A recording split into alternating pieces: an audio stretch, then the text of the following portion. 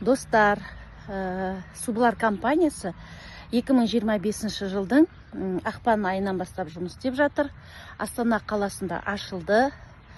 Основательдары Кошелев Геннадий Геннадьевич, микробиолог, Максутов Руслан Рамилевич, реабилитолог, врач. Бүгінгі таңға 3000-ге жуық партнерлар тіркелді. Бұл компанияда 4 түрлі өнім бар: черный мед, фульвовая кислота, кремний және кишечник 0,88. Бұл компания туралы 24-те 7 сағат айтуға болады. Компанияның өнімдері 18 000 теңге тұрады, 700 ауруға ем. Бұл жерде ең бірінші сахарный диабет, результаттары өте көп. Онкологиядан результаттар көп. Псориаз, яғни адамның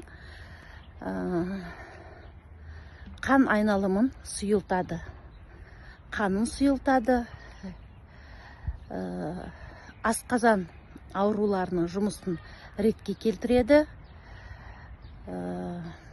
Жұқпалы аурулардан организмді қорғайды.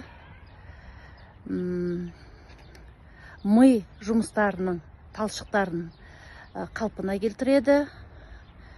10 000-ға жуық бізде 2 ай болса да ашылғанына результаттар, нәтижелер өте көп. Компания қазіргі таңда Өзбекстан, Қырғызстан, Монғолия, Ресей, Башкирия, Татарстан, Якутия, Монғолия, Армения, Тәжікстанда офистары ашылған. Мен өзім бүгін конкуренттерімізбен де сөйлестім. Енді басқа да сетевиктер, оларды конкуренттер деп айтпай-ақ қояйық, әріптестеріміз деп айтайық. Солардың өзі маған бүгін мынандай баға берді: Сублар компаниясы нөмір 1 компания болайын деп тұр деп. Көрдіңіздер ма?